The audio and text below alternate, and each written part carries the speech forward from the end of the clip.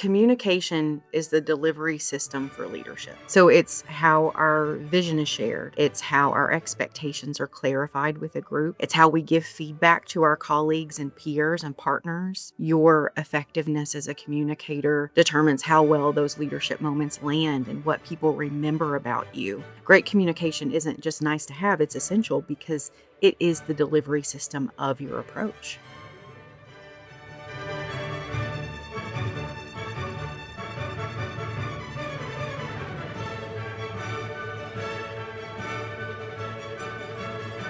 Welcome to Science of Leadership, the podcast dedicated to helping you become a better leader. Here, you'll gain valuable knowledge, hear inspiring stories, and learn the scientific principles that promote exceptional leadership. I'm Tom Collins, your host, and I'm thrilled to have you join us on this journey to becoming a better leader.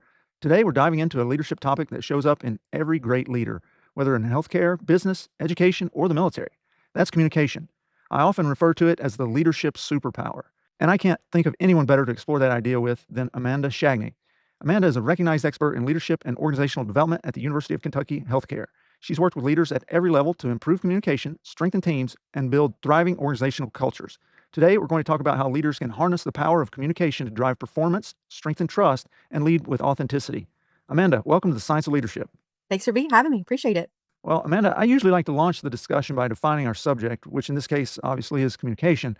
I'm sure our listeners all feel pretty well versed in it and communicating, and we've had some prior episodes talking about different facets of communication. And principally, we've been doing it our whole lives, really. So today, really what I think we want to be talking about is effective communication. And that is different than just communication per se. So maybe it'd be good to define effective communication. So when you teach and train people on leadership and communication, how do you define effective communication? Keyword effective there, right? I define effective communication as the ability to convey messages in a way that's not just heard, but understood. And more importantly, that they can inspire the right actions and responses in the people that we're trying to communicate with. It's not just about what you say, but how you say it and when you say it, and if it aligns with the emotional tone and context of the moment. I often ask leaders that I'm coaching to consider, did the message you're trying to communicate, did it move people toward clarity? Did it move them toward trust? Did it move action if that's what you're hoping to do? And if not, we have some work to do. Thanks for sharing that. What I'm hearing there is intention. It's a Mhm. it's a mindset, almost a way of being, and that kind of reminds me of a paper by a couple of folks, Brent Rubin and Ralph Gigliotti, in which they wrote, "Communication is considerably more than a leadership tool or strategy. Rather, it's an orientation, a worldview, a way of understanding leadership that focuses more broadly on the process of social influence itself." How does that land for you? It lands well. I absolutely think that resonates with me. I see communication as a reflection of a leader's mindset and their executive presence. It's how we show up in the world, it's how we influence culture in an organization, it's how we create meaning on our teams. Leaders who approach communication as a relationship, not just a task, not a thing that we have to do, but it's a relationship. They foster environments of psychological safety and trust, and that's essential for high performance, which every organization wants. Really are drilling into this straight in. I mean, I think that it is about developing trust. It's not an instrument. Again, it's this way of being. It's a way of thinking. It's more than just broadcast, right? It's connection. It's the modality, in a sense, by which we connect with other humans, whether that's verbal, nonverbal, written, sign language, whatever it may be. It's that modality, and fundamentally, it is the essence, the purest instrument of leadership. Because it doesn't matter, I've got this model of leadership that I've developed that has 4 parts, and communication is the last one. And in my book, The 4 Stars of Leadership, communication is the last that I talk about.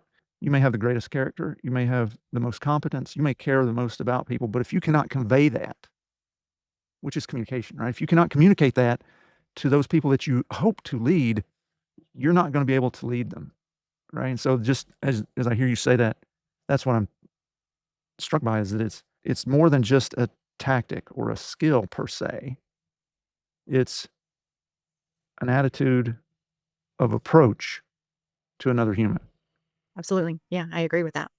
My own scientific studies, as well as my experience, I think it's probably the most underdeveloped skill in a leader's toolkit. What would you say with that? I completely agree with that because communication's often assumed. We think that because we send an email or I'm talking to you or speaking, that we've communicated and that it's effective, but that's not the case because real communication's a two-way street. It requires that presence and emotional intelligence and intentionality. It's much more complex than that. And it's one of the few leadership skills that shows up in every single interaction that we have. Whether you're an aspiring leader or a C-suite executive, it's something that shows up in every engagement that we have. So if it's underdeveloped, it can derail trust, it can derail our engagement efforts, our performance over time. It impacts everything. Indeed. Yeah, I mean, this idea, I kind of hit on this before in some other episodes, but that it's not about transmit only. In fact, I would say that it's less about transmit. I'd like to get your thoughts on this, but just as I think about it, one of the most powerful ways that we can influence someone is by keeping our mouth shut and listening to what they have to say, where they're coming from, because it shows them that we value them, that they're important, that what they have to say is worthwhile. And when that occurs, again, it gets the trust, it builds trust, it fosters a relationship that then allows us as leaders to have that impact, that influence. Really effective communication is really about listening too. It's not just about the words that we say or what we're typing. It's about how we incorporate feedback that we heard from someone to say, look, I hear you saying X, Y, and Z, and I disagree because this and that. And it's how we can respectfully disagree with people, how we can engage in healthy debate. We can disagree and talk about hard things and be effective in our strategy. We can do it in a kind and compassionate way, but we need to do that in a way that is respectful and that we're tapping those listening skills too. That's essential. Yeah. Well, I know you've worked with and helped develop leaders across UK healthcare. Do you have a story that you could share that demonstrates what excellent communication from a leader really looks like? Yeah, yeah. One story that's coming to mind for me involves one of my favorite senior leaders. I respect her so much. So I'll tell a story about her leadership style and approach. I'll give an example. So this leader realized through increased incident reporting and elevated complaints that some of her frontline managers were having challenges enforcing policy consistently and that was impacting their effectiveness as a leader. So, for example, attendance policy when the weather's bad outside, consistently enforcing that, or enforcing due process for employee relations issues if we're having challenges around that. But what she did that I really respect is she asked for help. She reached out to our organizational development team, our HR business partner team, and asked us to help her host a series of listening sessions with these managers. So she asked for help. And what made her communication strategy particularly effective in this scenario is how she opened up these sessions. She did so well. She told them that their voice was important. She told them that we can only get better if we have hard conversations. She said we have the ability to do better and that she believes in them. She's empowering them in the conversation. She created that safe space for them to share their concerns. So we do these listening sessions and using that content, our HR teams help to build some really intensive and customized simulations to help those leaders practice some of their most challenging employee relations issues. And during those simulations, this leader opened those sessions and she reiterated the same thing. You're valuable. I want to empower you by telling you how capable you are of growth, that growth mindset piece. And after those simulations, 84% of the participants that participated in them reported increased confidence in navigating complex employee relations issues. And this leader made that happen through her very intentional efforts to create a psychologically safe environment in which these managers could work on these skill sets together to learn from each other. And she even followed up with how proud she was of the group for taking time and effort to work on it. I just think her strategy was top tier. She really empowered this group to work on it. That is really a clear demonstration of empowerment, encouragement of those folks that she undertook, and a great example. Thanks for sharing that. Something I'm wondering just now, thinking about. I mean, clearly that was a real win sort of scenario, but I'm just wondering, what do you think are the barriers to effective communication for leaders? A couple of things come to mind on that one. One big is assumptions. We assume that others understand our message or that it's landed in the way that we intended, but that's not always the case. And leaders in any organization are often so pressed for time that in our haste, we forget that communication's a leadership act. It's not just an afterthought. We have to be really intentional about our words and our tone. And another barrier that's coming to mind is emotional reactivity in communication. If leaders haven't developed an awareness of their own triggers, if we're going into communication really hot, then we're Mm. not going to be effective. The communication under stress can really confuse or alienate teams because the tone doesn't match the content. Sometimes we have to be so intentional about that. Hey, I'm breaking into the podcast conversation here to share with you an exciting announcement. If you've been following the Science of Leadership podcast for a while, you've heard me talk about the book I've been working on. Well, I'm delighted to share that after over 3 years of work, my book, The 4 Stars of Leadership, is finally available. I'm so proud of this book and what it represents. I'm certain that you're going to find it immensely interesting and helpful as a guide on your journey to becoming a better leader. Seriously, you don't want to miss this book. I'm including a link to the book in the description. I hope you'll order your copy today. And please share it with others who might be interested. Also, please be sure to share your thoughts about the book with me. Now, let's get back to this interesting conversation on the science of leadership. Oh, tone. It's Oh, hard. tone is the bane of my existence It's because so hard. I, I will say, apparently, I'm totally oblivious to this, okay? I've tried so hard. I just apparently at times I develop a tone. My wife, we just passed the 24-year mark this week of Congratulations. marital bliss, and it really is. I mean, it's phenomenal. She has amazing superpowers to put up with me for that long. But apparently, there are times when I have a tone, and I think I'm being as level and approachable or what, but and toneless, not intending any tone, but I have some tone that totally derails whatever I'm saying. And so that's something that I've had to work on a lot. And so I think that there are parts of communication that has nothing to do with the words spoken per se, right? In fact, if whatever tone it is dissonant with Mhm. what I'm saying, it will produce exactly the opposite effect of whatever I'm saying so that that tone wins out, right? Like we all know, uh, if I said, "Hey, that's a great looking dress," versus "That's a great looking dress." Absolutely. Tone can be passive aggressive in nature, but if it's dissonant, if you everyone gets hot, everyone gets mad in their communication flow or frustrated. Frustration, very common in the workplace, right? We're not robots. Then saying something in a frustrated tone, but saying like, I'm so happy to be here. It equals inauthenticity. We have to be authentic. And sometimes that just means calling it out, just saying, look, I'm frustrated with this situation too, but here's what we're looking at. Yeah, I think, some degree of as we're talking about this, it is emotional intelligence, right? It's recognizing what you're bringing to this attempted communication endeavor, this interaction in the moment. It's understanding where you are emotionally, where the other person is emotionally, and not letting your emotion or their emotion trigger that part of our brain, the amygdala, that hijacks our cortical, our higher level thinking. If we're all by ourselves and calm and cool and collected, we can all write out a beautiful transcript of what we could say in any given moment that would flow wonderfully. And that's great until the moment when emotions come Yeah. and it totally derails. So that idea of emotional intelligence that you're bringing to this is so valuable. As we're kind of talking through this, so we've talked about effective communication and we've started to move into what I would call the so what zone of the podcast, which is, okay, well, why is this important? We're starting to talk about that to some degree, but to fill that out more explicitly, Amanda, why is effective communication so important for leaders? Consider this. I'm curious if you agree. Communication is the delivery system for leadership. We all have our own leadership style, but the way in which we deliver that style is through communication. So it's how our vision is shared, it's how our expectations are clarified with a group, it's how we give feedback to our colleagues and peers and partners, it's how we build collaborative relationships.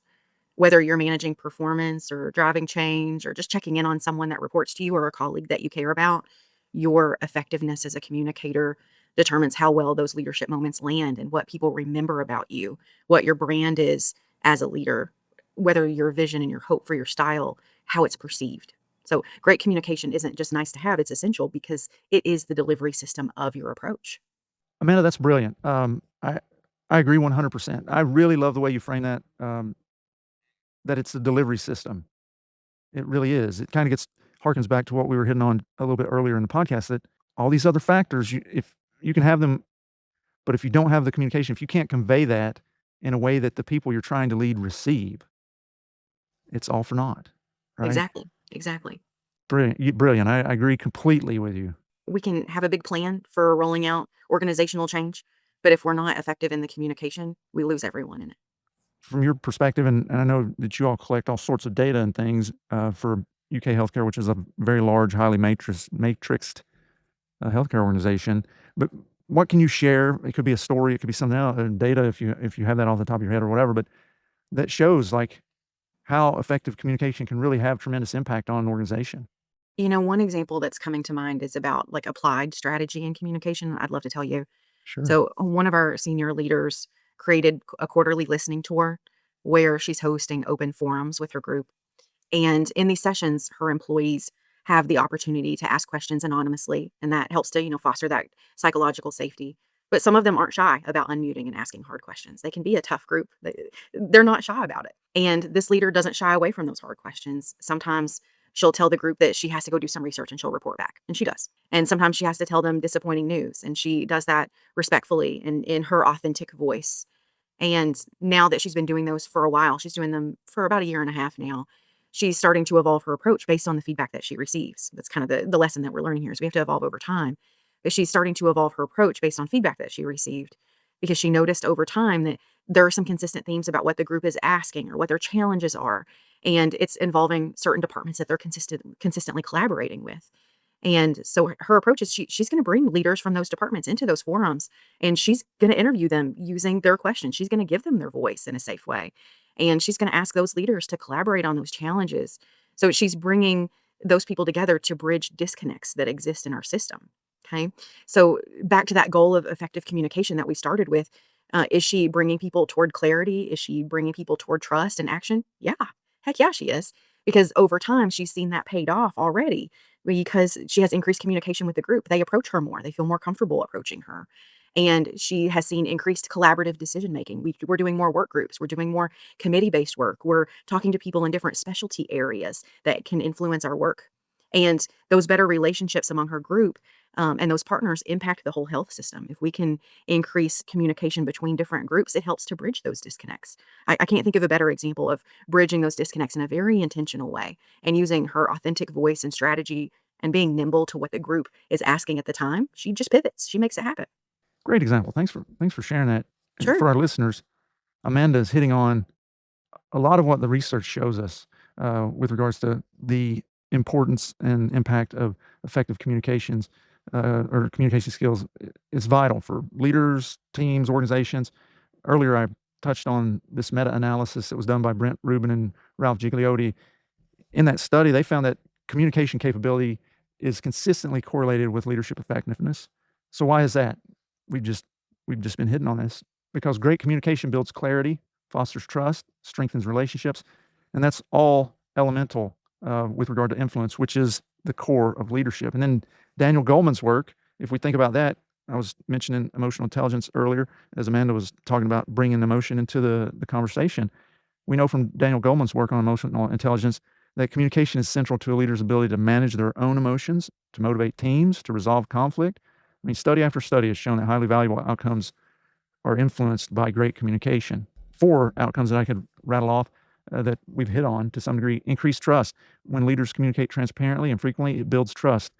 Dirks and Farron, I've cited them before on the podcast.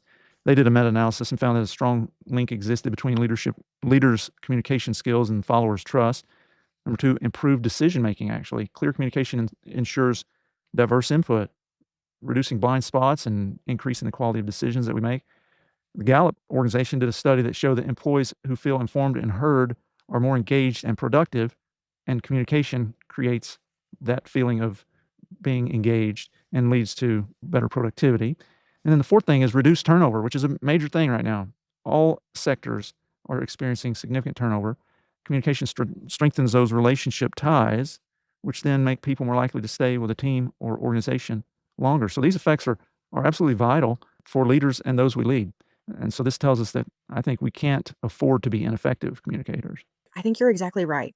And I would just add that communication isn't just about speaking, it's about aligning what you say with what you do. That's how we get the highest yield when we're talking about those data points. The best leaders communicate through consistent behavior. Their actions match their words. And when that happens, we're able to build that culture of integrity and trust and shared purpose that you're talking about. We experience greater retention rates, less turnover, less burnout, as you're saying. And that becomes contagious across an organization. We work for an organization that we're really proud of, that we say, oh, I'm really proud to be on this team. We speak highly of our colleagues and our teammates, and we're more effective. And we say we have more productive and happy moments, right? I mean, that's integrity, Mhm. right? What you say and what you do are unified, and integrity is a fundamental virtue within character, which is a building block of great leadership. So, yeah, right on, right on. Amanda, let's get to some practical advice for our listeners. For those who want to improve their communication as leaders, where should they start? What are the 4 or 5, if you have, if you could rattle off 4 or 5 practical things that they could do this week, no pressure, they could do this week to become more effective communicators? I've got some ideas on this one. And in our work, we do a lot of coaching with leaders, C suite to like entry level managers. Some of these micro behaviors that you can start to incorporate into your strategy for effective communication are seemingly obvious. Like some of these might surprise you, like, oh, people don't do these. We need to do them more. Pausing before you respond. Okay. Whenever, especially when we're in a situation that's tense or there's some heat in the room or a lot of emotion in the room, sometimes even taking a drink of water before you respond or just that pause, take a beat to listen more deeply and respond more thoughtfully. Okay. We're listening to understand, not to respond. Mhm. Okay. Another micro behavior that I'll often coach managers on, especially if they're about to deliver difficult news, it could be a complex employee relations issue, or it could be just taking care of someone who's struggling that reports to you or a colleague that you care about, is to just front in some of the hard words with, my goal is to support you. I'm saying these things because I'm invested in your success. Okay. I want to better understand what's happening. And that is going to land so much better. The yield will be so much better than, why did you do that? We can get to the same content if we say, help me understand how we got here. Then why'd you do that? Okay. Another one that comes to mind is asking open ended questions. They really encourage dialogue to help us get depth in a conversation. So if you're really looking for more depth in your relationships, asking really good questions can help. Be careful with why questions. Sometimes they elicit a defensive response, like, why'd you do that? Giving very specific praise, especially for employees that we want to build connection with or build up or grow, mentor. So instead of saying, great job on that, we want to be really specific. I appreciated how clearly you laid out your plan in that meeting, or I saw how caring you were with that patient's family member. You really took time to listen to their concerns and to answer all of their questions. So we're giving really specific feedback about praise and what the employee or our colleagues are doing well. And then maybe a final one to close the loop is to follow up regularly. We hope that our communication flow, the content that we hope will land, but we don't know that unless we check back in, unless we check in with folks. So we need to circle back to check in that our message landed or what actions are being taken. And sometimes that looks like an end of the week note in a healthcare setting. A lot of folks will do that. Sometimes that looks like checking or just catching someone in the hallway or over lunch if you see them in the break room and giving them some feedback. Hey, I just want to make sure in that meeting earlier, I heard my action item was this or that. Just want to make sure. Are we on the same page? And those informal conversations, that informal follow-up means a great deal to people. So those are a couple of things that come to mind. I know there's a slew more, but that's a couple. Yeah, those are great. Thanks for sharing those. I think they resonate with a few that I had thought of too. So I think those are, I think the more we can reiterate, the better, right? Say it in multiple forms and so forth. But one thing that came to my mind was ask more questions than you give answers, and Love that. that's that listening that you said. You said listen, don't listen to respond, right? Listen to understand, Yes. Listen to and that was understand, not to yeah. respond. Yeah, that's something that multiple of the four-star generals that I interviewed, that's a mantra that they had. I think it must come from some communication handbook somewhere, because, I've heard that phrase so many times. It's, and I talk about that in the book too. It's really important. I will be honest with you, since trying to incorporate that, I've gotten to a place where sometimes the person gets finished with what they're saying, and I don't have like, I'm kinda left silent for a bit because I've been focused so much on what they're saying. That's I've okay. been drowning out, any thoughts that I have because I'm just, like, trying to be in the moment with them, uh, and it throws them off. They're so used to people just word vomiting back at them, that suddenly it's like, "Why is this guy silent? I just stopped talking." That's when most people just start blurting out something, right? And so you have to get used to that silence is okay for a second, and then you can respond. But it's fascinating that people have become so accustomed to others immediately responding. that they don't know what to do when you're really, truly, intently listening. I think it's more than just okay to have a beat or a silent. Sometimes it's respectful. If we ask a really hard question and someone takes a beat to think about it, that tells me as a communicator that they're being really thoughtful about what words they want to use with me. I respect that. Yeah. Another thing that I kind of mentioned this just a minute ago is repeat the message in multiple formats. People say, there's that say it 7 ways, 7 times or something like that, so but repeat it in multiple formats, emails and things like that. I say this in part, and then I'm gonna expand on something that I've been working on, but a big thing is reflective listening. You talked about listening carefully, and so active listening and reflective listening, kind of the similar thing. Somebody says something, and then you kind of paraphrase back to them, "What I hear you saying is this." And I think that's way better than typical where everybody's just sort of talking beyond each other, right? Like everybody's got their agenda that they're kind of talking and they're kind of tangential. They're not really engaging head on with each other about the topic because it's just I'm waiting for my turn to throw in my thoughts. And so reflective listening is this idea of I'm going to listen, I'm going to sort of repeat back to you in my own words what I think you said. You're going to clarify that, and then and that we assure understanding. And I think that's a good step. But as I've gone through writing this book and really spending a lot of time deeply and thought about these sorts of topics, I don't know if you've there's a book out called Super Communicators. It's by I don't know how he says his last name. I would say Charles Duhigg, Duhigg. That is, it's a good book, and in it he talks about elements for powerful listening or for listening, improving our listening, and it's really talking about how people, the material that of the conversation and where you kind of are in it and where they are in it. He says, "Okay, what's the topic? How does the speaker?"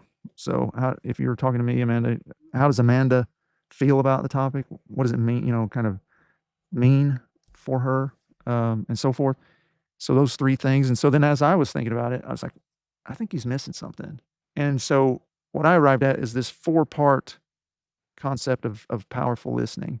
That's what I call it in the book. It's number 1 is content. Okay, what is Amanda talking about? That's the first pass on the information. The second is understanding. Okay, what is Amanda's understanding of the topic? And that isn't like necessarily cognitive understanding per se, but more like position on it or things like that, right? It's multi-layered, I think. The third is what does Amanda really feel about the topic? So it's feeling. So we got content, understanding, feeling. How do you feel about the topic? Let's say we're talking about, for some reason, childhood cancer is coming to my mind. So let's say we're talking about childhood cancer. Maybe you have really intense feelings about that. And you talked about emotions and what people are bringing to it earlier. Okay, there are times when I may think that this topic's really important and I may have fairly strong opinions about it, but I may be interacting with you and it may be very clear to me that this is really like level 10 for you. I probably need to back out of my feelings and say, okay, this is probably not the time to engage in that per se or to question that, right? Because it's not going to go well. So third is feelings, and then the fourth is meaning, and that's what does this topic mean to Amanda, and that connects to feelings, and then so it creates this cycle of content, understanding, feelings, and meaning. And if we can, on some level, go through that as we're listening to people, I think we can take away so much more from what they're saying than if we're just listening to respond, certainly. I think you're spot on, and I really appreciate the approach, especially around being aware of emotions in the room, not just your own, but trying to pick up on the emotion or the emotional charge of the other person that you're trying to communicate with and the intentionality around balancing that. There are times that we want to elevate the emotion or the intensity of a conversation, and there are times that we need to diffuse it. There are times we need to bring down the tone, and we can only do that through self awareness or being in tune to what's going on with the other person. That's a very complex strategy for communication, and it's not easily done. Yeah, because I was just about to ask you, okay, so how do we do that? But I wish I had the golden ticket for that one. yeah, yeah, because I was as you were saying, I was just thinking, there's certain people, and maybe you have a tip on this. I think there are certain people, personality types. There's a certain personality disorder that when I run into those people, it's called borderline personality. I don't know how I know. There's something. It's like Blink from Malcolm Gladwell, right? Like you just know, right? And that's because I was exposed to it quite a bit as a kid from a couple of people in my family. But when I interact with people like that, like they set me off. Like I have a really intense emotional thing and I have to practice a lot of emotional regulation. I think the emotional component, and you've hit on that multiple times, is the thing probably that derails us the It does. most with communication. Do you have any kind of insight other than personal psychological overhaul into how to regulate that, modulate that to some degree when you know that because we all are, hey, we're getting ready to go into this meeting and it's going to be intense, or I've got to talk to this person, we've got to let this person go, or whatever it is, and there's going to be emotion. Do you have any kind of just some thoughts, recommendations on how to be effective and modulate our own emotion in those situations? The example you gave of, like, borderline as an example, and that's probably one of the more extreme. Sometimes it's working with folks who you perceive as being manipulative in their communication approach, or the strategy, or you hear someone and you perceive them to be inauthentic and not being authentic in their communication. I see that strategy is very similar, and all of those is the calmer you are, the more power you have in your Mm, communication approach. That's not always easy. I know that's easy to say and hard to do, but if you can take a beat to check in with your own emotional self-awareness, your own emotional regulation, because when you go into those conversations already hot, it can decrease your effectiveness very quickly. And so if you know that you're working with someone or a patient, for example, who is borderline, or someone who's on the spectrum who may not be able to pick up on social cues of frustration as easily as another example, then we need to go into those conversations very aware of our own triggers, but also with a great deal of empathy that other folks are not as strategic as we are about communication. If we're trying to be strategic about our communication approach, the average person's not. They're just doing what they need to do to survive. They're just out just there coming doing their out thing. as they They're think of just it. saying the words that come up here, like, they're just saying it. But we are, as leaders, we're elevating our communication strategy. We're trying to be more effective and get a higher yield or a higher return on investment, ROI, from our interactions, and we do that through being really strategic. So, we have to manage our expectations with folks like that, and we have to be deliberative with our words and hold our cards close sometimes. Well, Amanda, thanks for sharing that. I think there's so much that you brought to the conversation today, and I appreciate you have a disarming, and maybe that's part of your training. Every time I've ever interacted with you, you just got this disarming charm that I think is wonderful. So thanks for bringing that to the science leadership today, and thanks for sharing your perspectives on communication. I think we can all take away a lot of important insights from you. Thank you. It was a true pleasure to spend time with you. Thank you for joining us on this episode of The Science of Leadership. We hope today's discussion has inspired you and given you valuable insights to help you become a better leader. Remember, leadership is about helping those we lead do great things. It's a journey of continual growth and learning. When we embrace that journey with curiosity, courage, and humility, we can confront challenges, overcome barriers, and foster environments where everyone can succeed. If you enjoyed today's episode, be sure to follow or subscribe, leave a comment, and share it with others who are passionate about leadership. Until next week, keep leading with character, competence, caring, and communication. This is Tom Collins. Let's keep growing.